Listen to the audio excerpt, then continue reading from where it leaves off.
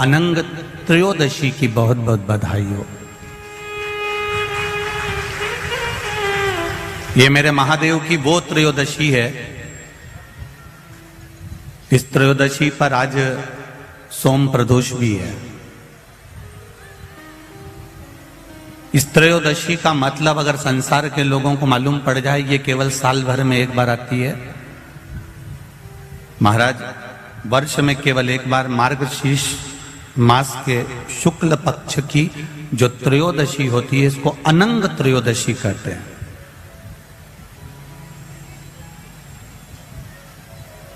इस त्रयोदशी का महत्व, जिसके परिवार में पति पत्नी का झगड़ा होता हो, जहां अदालत तक बात पहुंच गई हो, या बेटियां मायके रह रही हो, पति कहीं दूसरी जगह रह रहा हो, या किसी पति का या पत्नी का स्मरण कहीं दूसरी जगह हो, इस अनंग त्रयोदशी का मात्र स्मरण, इस अनंग त्रयोदशी का मात्र पूजन, पूरे साल भर में आप शंकर भगवान की आराधना करते हो, पर इस अनंग त्रयोदशी की आराधना का फल ही दूसरा है, इसका महत्व ही दूसरा है।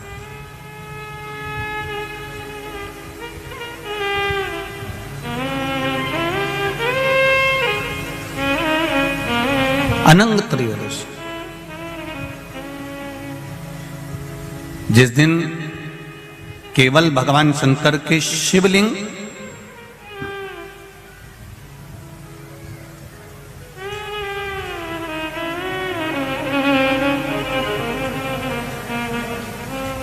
जैसे ये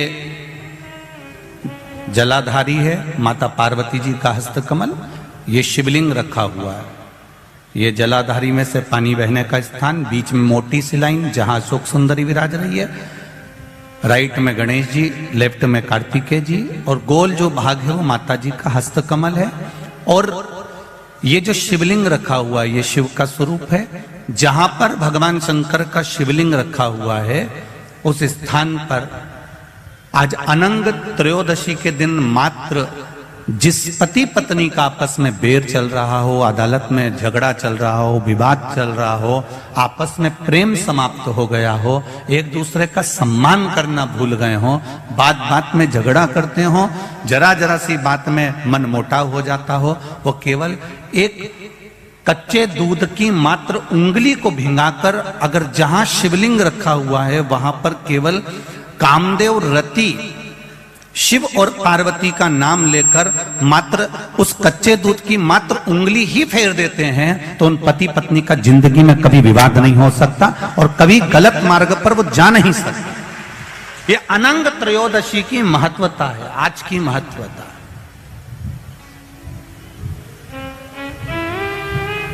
केवल साल भर में एक दिन होता है जिस दिन भगवान अपने साड़ू भाई के साथ पूजाते हैं। केवल साल भर में एक दिन होता है जिस दिन महादेव कामदेव के साथ पूजाते हैं। केवल साल भर में एक दिन होता है अनंग त्रयोदशी का दिन, जिस दिन भगवान शंकर ने कामदेव को भस्म करा था और उसको अनंग कर दिया था। राष्ट्रवासियों को तो बड़ा प्रसन्नता का विषय है कि आपको अनंग त्रयोदशी के साथ में आज सोम प्रदोष का भी आनंद प्राप्त हुआ है। ये शिव की कृपा है, ये उसकी उदारता, ये उसकी करुणा। अनंग त्रयोदशी,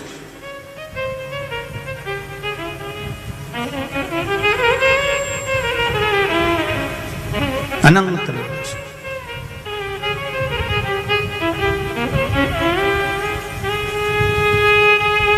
आज के दिन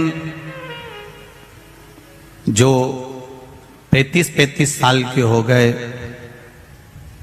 30 साल से ऊपर के हो गए, 42 साल के हो गए और जिनका विवाह नहीं हुआ है, वो बेलपत्री की मध्य पत्ती पर केवल कच्चा दूध लगाकर ही भगवान शंकर को समर्पित कर देते हैं, तो अगली जो अनंग त्रयोदशी आती है उससे पहले उसका मंगल विवाह हो जाता है। इतना महत्व है अनंग त्रयोदशी है कि सोमवार की अगर प्रदोष पड़ती है, बहुत ध्यान से सुनना महाराज, सोमवार की प्रदोष पड़ती है तो शंकर भगवान कैलाश पर निवास करते हैं। मंगलवार की प्रदोष पड़ती है तो शिव काशी में निवास करते हैं। बुधवार की प्रदोष पड़ती है तो शिव रजत भवन में निवास करते हैं। गुरुवार की प्रदोष पड़ती है तो शिव गंगा के स्थल पर निवास करते हैं। शुक्रवार की अगर प्रदोष पड़ती है तो शिव नीलकंठ पर विराजमान होते हैं। शनिवार की अगर प्रदोष पड़ती है तो शिव शमी के वृक्ष के नीचे रहते हैं। और रविवार की जब प्रदोष पड़ती है तो शिव बेलपत्र के पेड़ के नीचे निवास करते हैं। महाराज, ये एकादशी शंकर से कह रही है कि आपका स्थान ये नहीं कि आप कैलाश पर मिले, उस वार को, उस तिथि के दिन, उस अनुकूल।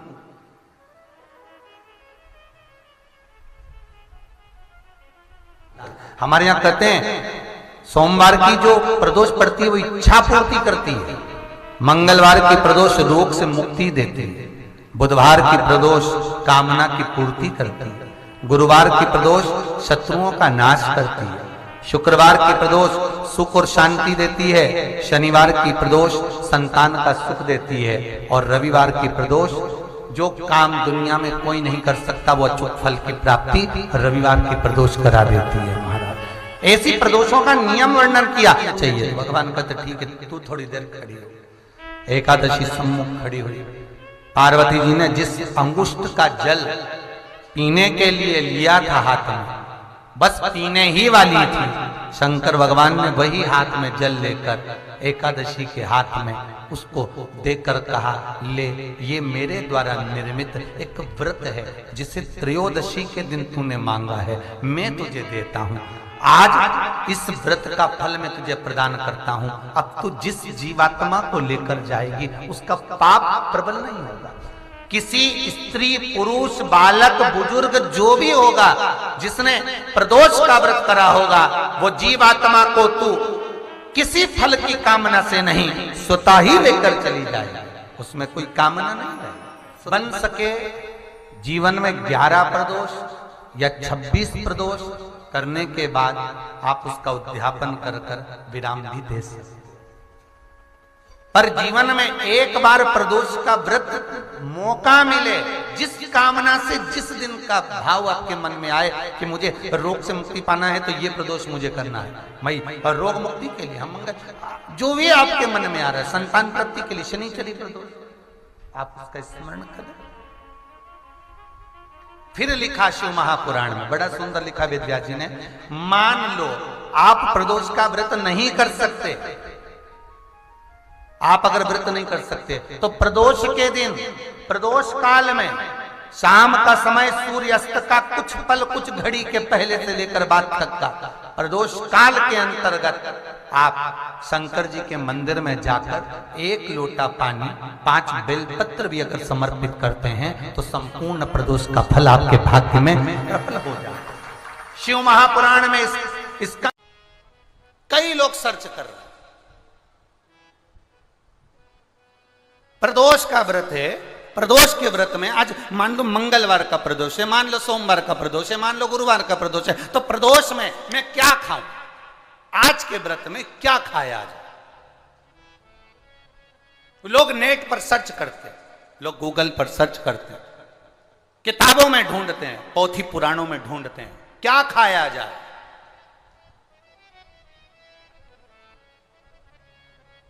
हम क्या खाएं जिससे भगवान हमारे व्रत को स्वीकार करे और हमारे व्रत को स्वीकार करे और हमें दर्शन दे। हम क्या खाएं?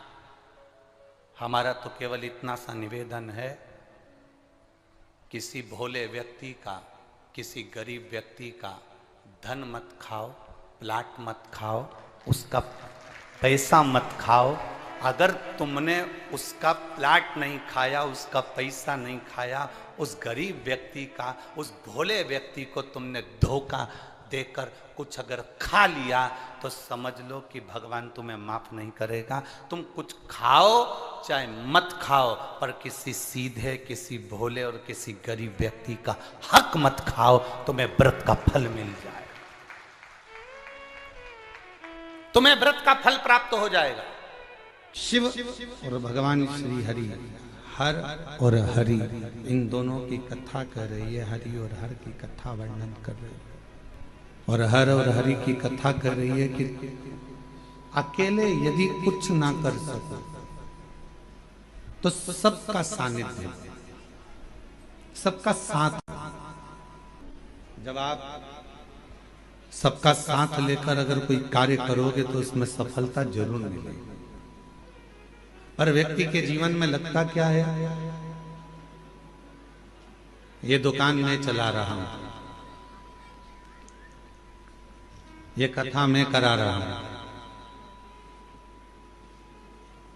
ये घर मैंने बनाया, ये आश्रम को मैं चला रहा हूं, गाड़ी में लाया, काम में कर रहा हूं। मान लो यदि मैं एक दिन भी आश्रम में नहीं आऊं या एक दिन भी दुकान पर ना जाऊं या एक दिन भी मैं काम ना करूं तो कोई काम होगा ही नहीं। ये आपकी गलतफहमी है।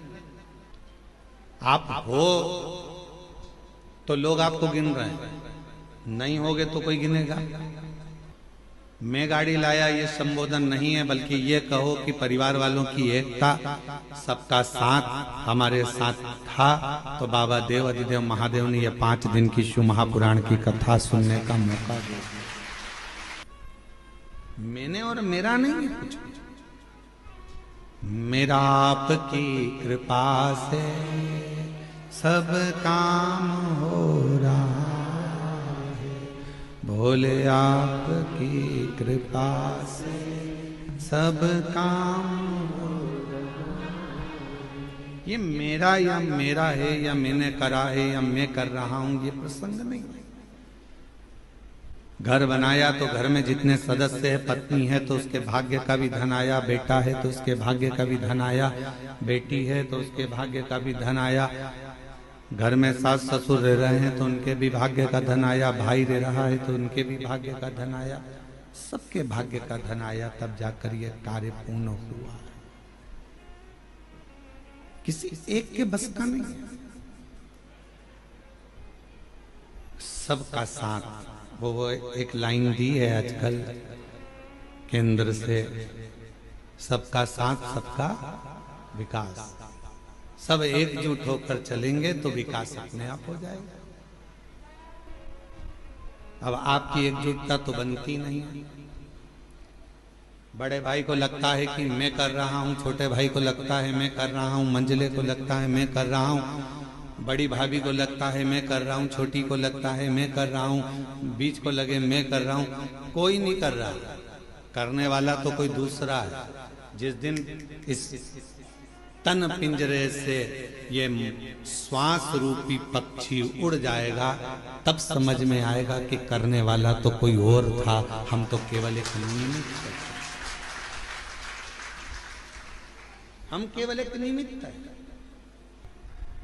श्वास चल रही है, वो चला रहा है। आप कितना भी प्रयास कर लो, कुबेरेश्वर धाम आप ऐसे जा ही नहीं सकते। एड़ी से चोटी तक का दम लगा लेना तो भी कुबेरेश्वर धाम नहीं पहुंच सकते।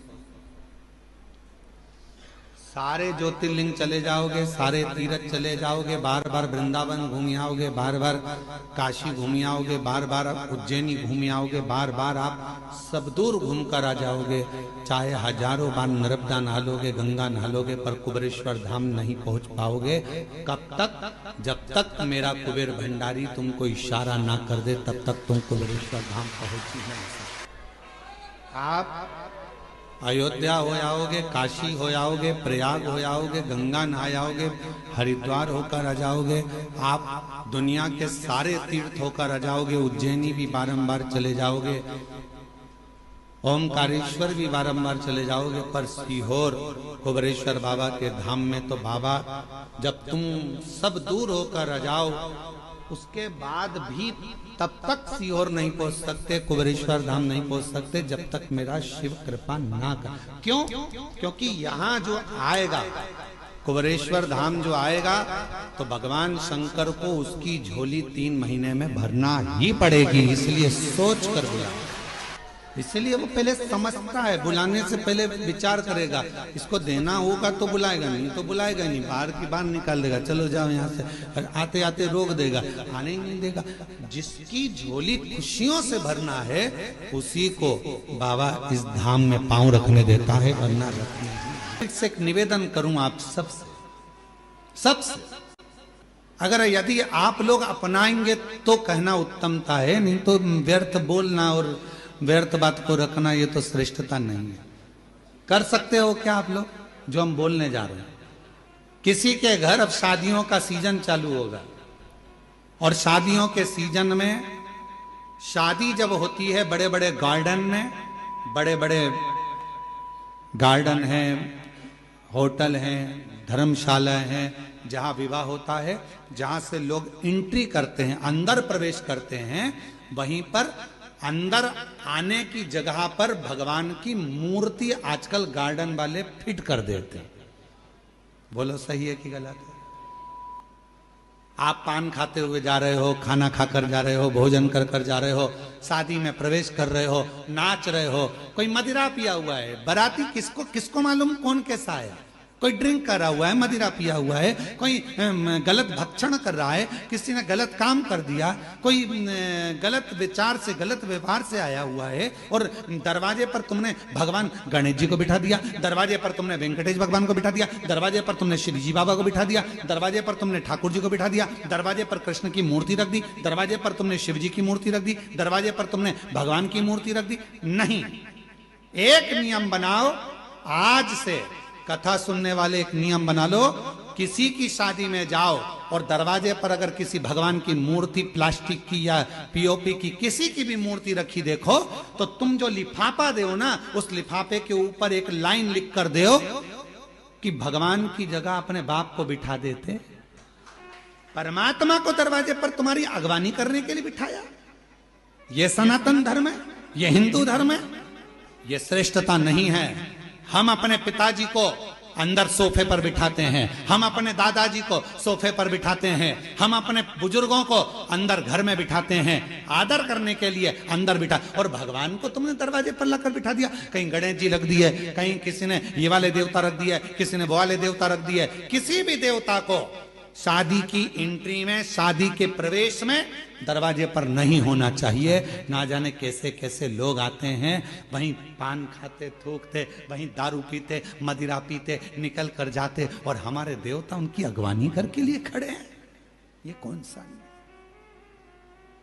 ये ठीक नहीं, गला पकड़ रहा है, ये श्रेष्ठता नहीं है, ये ठीक नहीं। दरवाजे पर कोई देवता नहीं होना चाहिए। लिख दो लिफाफे के अंदर, अंकल जी हम आपकी शादी में आए थे, बेटे की शादी आपने करी, पर हमको अच्छा नहीं लगा, आपने भगवान को दरवाजे पर द्वारपाल बनाकर बिठा दिया, ये हमको ठीक नहीं लगा। जब 25-50 लिफाफों पर ये लिखा रहेगा, तो अगली बार शादी करने वाला सबसे पहले कान पकड़ेगा और भगवान की मूर्ति को दरवाजे पर अगवानी करने के लिए द्वारपाल बनाकर नहीं बिठाएगा। हम सुधरेंगे, जम के बोलो, हम सुधरेंगे, युग सुधरेगा। पहले सुधरना हमें अपन को पड़ेगा। एक नियम, शादियां चालू होगी, 11 के दिन देव उठ जाएंगे, विवाह चालू हो जाएंगे। आप सब जितने आस्था चैनल पर कथा सुन रहे हो, जितने फेसबुक यूट्यूब पर कथा सुन रहे हो, जितने पंडाल में बैठकर कथा सुन रहे हो, बिना संकोच के, कोई टेंशन मत लेना कि कोई क्या कहेगा। आग लगे बस्ती में, अपन रहो मस्ती में, क्या किसको रोइए, चादर तान के सोइए। तो अपने को टेंशन लेना नहीं, टेंशन दे के चलो पर लेके मत चलो। अपने को टेंशन नहीं लेना। लिफाफे पे लिख दो सबसे बड़े अक्षर में, आपके घर पर हम आए थे, शादी में होटल में आए, घर पर आए, दरवाजे के बीच में, इधर से लोग निकल रहा है, इधर से लोग निकल रहा है, बीच में तुमने गणेश जी को रख दिया, ये अच्छी बात नहीं। शंकर जी को रख दिया, अच्छी बात नहीं। अयोध्या के राम जी को रख दिया, अच्छी बात नहीं। कृष्ण जी को रख दिया, बाकी बिहारी को रख दिया, ये अच्छी बात नहीं। ये हमें अच्छा नहीं लगा। लिख दो साहब, हमें अच्छा नहीं लगा। ये मूर्ति दरवाजे पर नहीं। अगर रखना ही है तो तुम्हारा दूल्हा दुल्हन का जो स्टेज बने, उस स्टेज के पीछे तुम भगवान को रखो तो तुम्हें आशीर्वाद प्रदान करेंगे, वर देंगे, दरवाजे पर नहीं। थोड़ा सुधार, और यदि थोड़ा सा भी हम अपनी जिंदगी में सुधार लाएंगे, हम अपने जीवन में थोड़ा सा भी सुधार लाएंगे, हम अपनी जिंदगी में थोड़ा सा भी अगर सुधार लेकर आएंगे, तो ये निश्चित है कि हमारा प्रदेश, हमारा देश